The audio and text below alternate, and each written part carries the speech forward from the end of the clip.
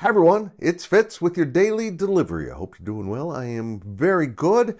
Had a wonderful interview with Joe Clanderman today here in the studio. That will be Monday's Life of Fitz podcast.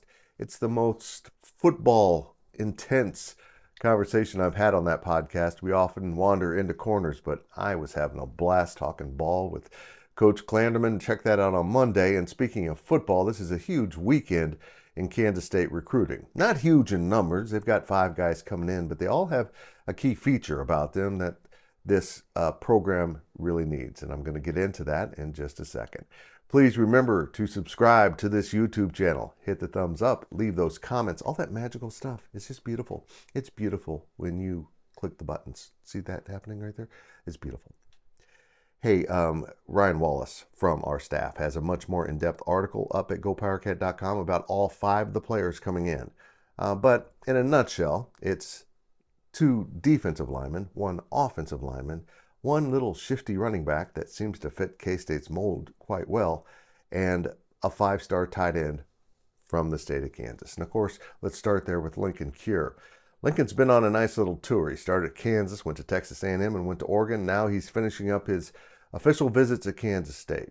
All along, everyone suspected that he would end up committing to K-State. I still think K-State's the favorite, but Oregon has made a strong push for that young man. And an interesting point that was unveiled when we talked to him, Wally and I talked to him on a podcast, he mentioned that he fell in love with Oregon by playing the video game. I'm not going to mention it. Look, you guys are addicts. I'm not going to bring the game up. But that Oregon was the team he played. And so now it's kind of like his fantasy as a kid who he'd play for is coming true. So it's very interesting, and it poses an interesting question. Will kids be growing up watching Avery Johnson play on the new version of college football and want to be him? Very intriguing. He's a 5-star man, and he's worth every bit of it. If K-State gets him, it is a huge pickup because every program's pushed for Linkon, and he's been kind of focused on different things in a lot of recruits. The other guy I want to talk about is a defensive lineman out of North Dakota, Fargo to be specific, Kade Pietrzak, and he is the real deal.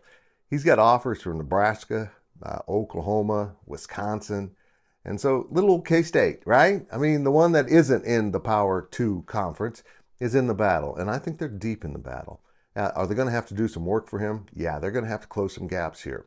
But being from Fargo probably doesn't hurt one bit considering the connections this staff has to Fargo and North Dakota State.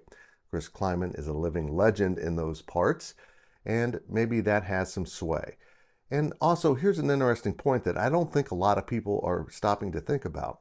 If kids want to play in the biggest games, which means the playoff, the top teams in the Big 12 give you a pretty good avenue to get into those games. Look, Oklahoma's great. Nebraska and Wisconsin are in that Big 10 West that, well, I don't want to get into it. Out of all of those schools, I'm just going to be blunt here. Next year and maybe the year after, it's Kansas State with the easiest access to get into the playoffs. If they can sell that to Mr. Pietrzak, maybe they'll make some real progress. If they get both of those dudes, this really upgrades the recruiting class and kind of takes K-State recruiting to another level. They're starting to win battles against the big boys, something that hasn't always happened in Manhattan. They've always found the guy that the big boys missed and made him a star. But now they're going head-to-head on players that the big boys know are good. And if K-State starts winning those, it'll be a really interesting change in the environment here in Manhattan. We'll see.